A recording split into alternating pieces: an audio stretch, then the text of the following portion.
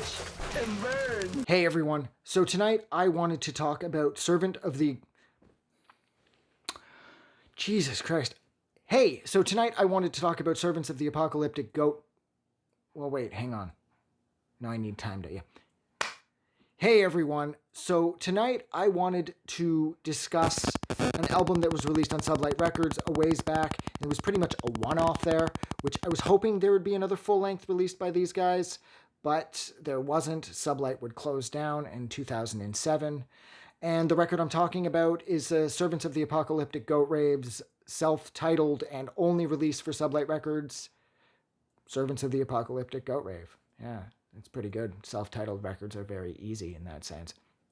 This is Bong and Sick Boy's sort of satanic cult rave project.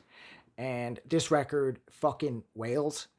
This record it's steeped in a lot of atmospherics as well. Like there's a lot of use of old sort of 1950s, 1960s horror movie samples that are incredibly well used throughout. But for the most part, this record is a gabber-based bash fest, and it just does not let up. This record pounds from pretty much start to finish with it only stops here and there for a few atmospheric inserts where the samples are used incredibly well to create that sense of dread and terror. But then pretty quick, boom, the beat comes back and it starts to hammer down again like you're in the middle of some type of a fucking bombing run. Now, the only real complaint I have about this album is that the word rave is used in the title of the band, and again, as in the title of the album, I suppose. But I found that the synth-heavy parts, there were too few and far between of them. The focus was on this album pounding with the kick or the bass drum, and it just, like I said, it just continues to fire relentlessly. And whereas, like, there are some fun synth elements tossed in where it does feel more rave-ish, there just weren't enough of them. This record was almost too focused on kicking your ass or, like, beating the shit out of you or whatever. And it works because this record is still, it's melodic and it's fun. And the samples are awesome and the atmosphere is amazing and it's dripping with attitude. I just wish there was more synth play as well. But nonetheless, I'm not knocking it. Bong and Sick Boy know a hell of a lot more about this than I ever will. So I'm not knocking it in any way.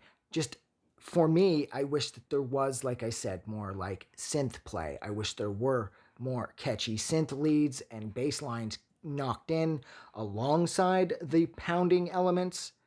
But aside from that, this record was amazing. I loved everything about it. I loved the artwork. I loved the song titles. I loved the attitude. Like I said, the atmosphere, that sense of purpose, that there's that sense of focus. There's a lot of ambition, the incredibly awesome, massive production that allow like every possible avenue of this to be completely sort of like massively and endlessly expanding while bludgeoning you like crazy.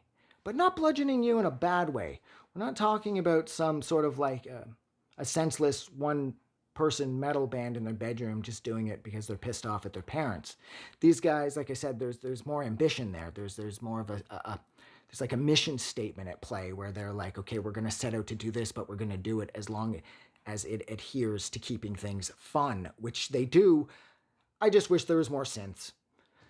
As of 2022, I believe they only released a cassette back in 2018, I think, and I think that's the only other thing they've done, which is too bad. I mean, I suppose the future's wide open and they could start releasing more stuff.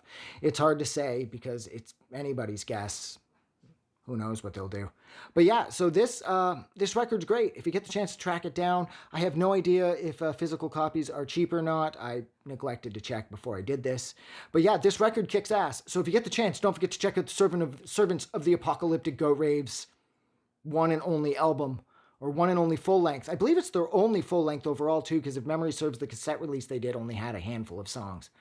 But yeah, this was definitely their only full length for Sublight before it went under back in 2007. So thank you so much for sitting with me while I discussed this massively kick-ass record. And don't forget that if you like this video, do something nice for someone because, you know, why not? It's easy. And yeah, don't forget to like and subscribe too. You guys kick ass. Thank you for making it through all the way to the end of the video with me. And I will see you guys soon. Have a good night. I just wanted to say thank you for making it through the entire video. I really appreciate it. And I'm going to remind everyone one more time, even though I've probably already done this in the video that you just watched, to please click the like button as well as the subscribe button because it helps this channel grow. And thank you for hitting like and subscribe, and we will see you guys really soon.